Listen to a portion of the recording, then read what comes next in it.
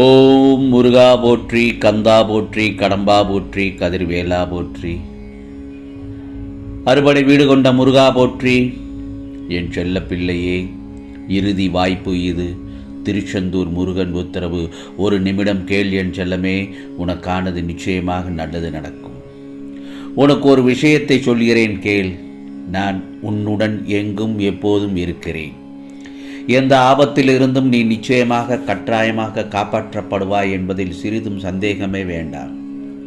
வயதுக்கு மீறிய சோதனையை அனுபவிக்கின்றேன் என்று மட்டும் நினைக்காதே. இது உன் முருகப்பெருமான் உன்னை நல்லபடியாக வாழ வைக்க போராடி கொண்டிருக்கின்றேன். எல்லாவற்றுக்கும் காலங்களும் நேரம்தான் பதில் சொல்லும் என்று உனக்கு அடிக்கடி கூறுவதன் காரணம் உனது பொறுமையும் நம்பிக்கையும் சகிப்புத்தன்மையும் நிலைத்து நிம்மதியான வாழ்வை உருவாக்குவதற்காகத்தான். என்றும் என் அரவணைப்பில் வளர்ந்து வாழ்வாய். நீ உன்னுடைய துன்பமான காலங்களை கூட புன்னகையுடனும் தளராத நம்பிக்கையுடனும் எதிர்கொண்டு வார். உன்னுடைய தடைகள் அனைத்தும் வெற்றிப்படிகளாக மாறும். இதை பின்பற்றுவது சற்று கடினமான விஷயம்தான். என்றாலும் அதை ஒரு முறையாவது முயன்றுதான் பாரேன். உனது துயரங்கள் அனைத்தும் காணாமல் போகும். நாம் சந்தோஷமாக இல்லாவிட்டாலும் பரவாயில்லை. நாம் அன்பு செலுத்தும் உறவு சந்தோஷமாக இருக்க வேண்டும் என்ற உறவுதான் உன் வாழ்நாளின் பொக்கிஷம். ஆகவே வாழ்க்கையில் தோற்றவர்கள் இரண்டே பேர்தான். ஒருவர் யார் பேச்சையும் கேட்காதவர், மற்றொருவர் எல்லோருடைய பேச்சையும் கேட்பவர். நமக்குள் உள்ளே உயிரே நமக்கு சொந்தம் இல்லாத போது இடையில் வரும் உறவுகள் நிலைப்பது என்பது முட்டாள்தனம்தானே. ஆகவே வாழ்க்கையில் எல்லா பயணங்களும் சுகமாய் முடிவது இல்லை. வழி தவறி போகும் சில பயணங்கள் தான் வாழ்க்கையே கற்றுக் கொடுக்கிறது. பிறரை பற்றி அறிந்து கொள்ளவும் வேண்டாம், உன்னை பற்றி பிறருடன் பகிர்ந்து கொள்ளவும் வேண்டாம். இரண்டுமே உன் நிம்மதியை கெடுத்துவிடும். ஆம் செல்லமே, இதை மட்டும் மறந்து விடாதே. நாம் எவ்வளவு நன்மைகள் செய்திருந்தாலும் இறுதியில் இந்த சுயநல உலகம் உன்னை பார்த்து கேட்கும் ஒன்றை கேள்வி என்ன தெரியுமா? நீ எனக்காக என்ன செய்தாய் என்றுதான். கூட்டத்தில் நிற்பது எளிது, தனியாக நிற்கத்தான் தைரியம் தேவை. ஆம் செல்லமே, ஒருவரை பற்றி மற்றவரிடம் பேசுவதை விட அவரை பற்றி அவரிடமே மனம் விட்டு பேசு. உனது பல பிரச்சனைகள் அப்போதே தீர்ந்துவிடும். வாழ்க்கை குறுகியது. அதை சிறப்பாக மகிழ்ச்சியாக வாழ கற்றுக்கொள். கோபம் தேவையற்றது. அதை முதலில் தூக்கி எறி. பயம், ஆம், அதைவிட மோசமானது. அதனை தைரியமாக எதிர்கொள்ள கற்றுக்கொள். நினைவுகள் இனிமையானவை, அதை ரசி.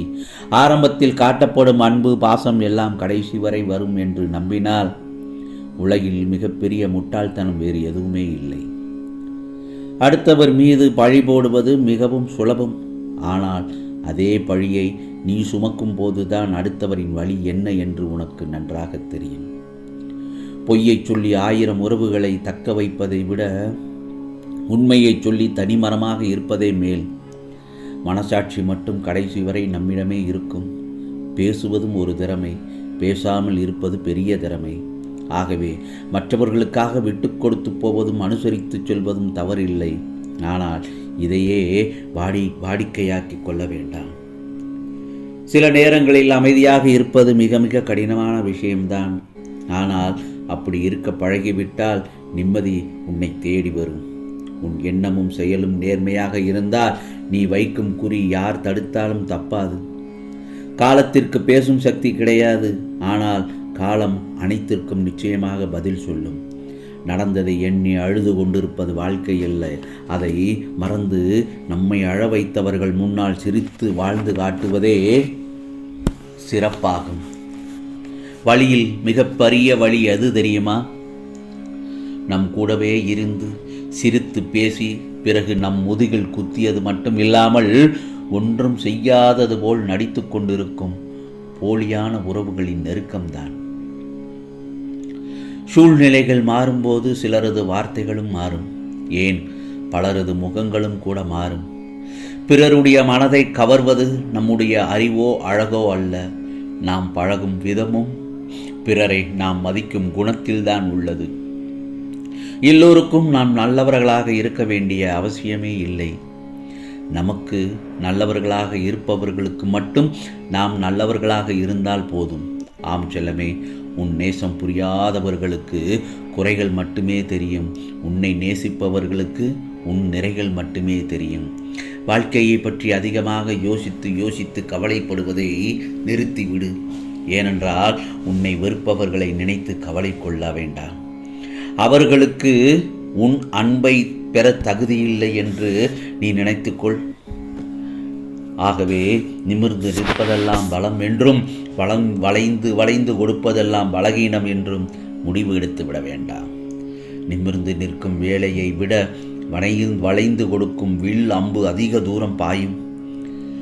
மனநிலைக்கு ஏற்றார் போல பேசிவிடாதே. ஏனென்றால் மனநிலை மாறலாம், ஆனால் பேசிய வார்த்தைகள் கடுஞ்சொற்கள் ஒருபோதும் மாறாது.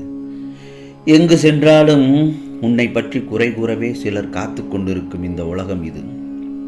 உன்னை பற்றி குறை கூற அவர்கள் உத்தமர்களும் இல்லை. கூறியதை நினைத்து கோபப்பட நீ ஒன்றும் கோழையும் இல்லை. ஆகவே மீதம் எவ்வளவு உள்ளது என்பது தெரியாமலேயே நாம் செலவு செய்யும் தான் இந்த காலம். உன் கைரேகையை பார்த்து உன் எதிர்காலத்தை நீ நிர்ணயித்து விட வேண்டாம். ஏனென்றால் கைகளே இல்லாதவனுக்கு கூட நல்ல எதிர்காலம் உண்டு என்பதை மறந்துவிட வேண்டாம். வயதிற்கு ஏற்ற மகிழ்ச்சியை கேட்டால் வயதுக்கு மீறிய அனுபவத்தை தந்து செல்கிறார் கடவுள் என்று கலக்கம் கொள்ளாதே. உனது கஷ்டகாலங்கள் என்றோடு முடியப் போகின்றது. ஆம், நான் உன்னோடு வந்துவிட்டேன். உனது துன்பங்கள் யாவும் சுகங்களாக மாறும். ஆம், நான் அதை நிச்சயமாக மாற்றியமைப்பேன். வாழ்க்கையில் நம்மை விட சிலர் சிறப்பாக வாழலாம். ஆனால் நம் வாழ்க்கையை நம்மை விட சிறப்பாக யாராலும் வாழ்ந்துவிட முடியாது. உலகில் நிலையானது பணமோ பொருளோ அல்ல என் செல்லமே, நம்பிக்கை நிறைந்த அன்பு மட்டும்தான். வாழ்க்கையில் நேர்மையாக உள்ளவனை அழ வைக்கின்றது. நேரத்திற்கு ஏற்ப மாற்றி பேசுபவனை இந்த உலகம் வாழ வைக்கிறது. நான் சொல்வது உண்மைதானே? தேவைக்கு பந்தியிலும் தேவை முடிந்ததும் சந்தியில் வீசப்படும் வாழை இலை போல்தான் இப்போது பலரது வாழ்க்கை நிலை உள்ளது. ஆறுதல் என்பது உன் காயத்திற்கு தற்காலிக தீர்வு. மாறுதல் என்பது காயத்திற்கு நிரந்தர தீர்வு. எந்த இடத்தில் உன்னை வேண்டாம் என்று ஒதுக்கி வைக்கிறார்களோ அதே இடத்தில் இறைவன் உன்னை செதுக்கி உயர்த்தி பார்ப்பான். என் செல்லமே, தாய்க்கு தெரியும் உனக்கு எப்போது என்ன கொடுக்க வேண்டும் என்று.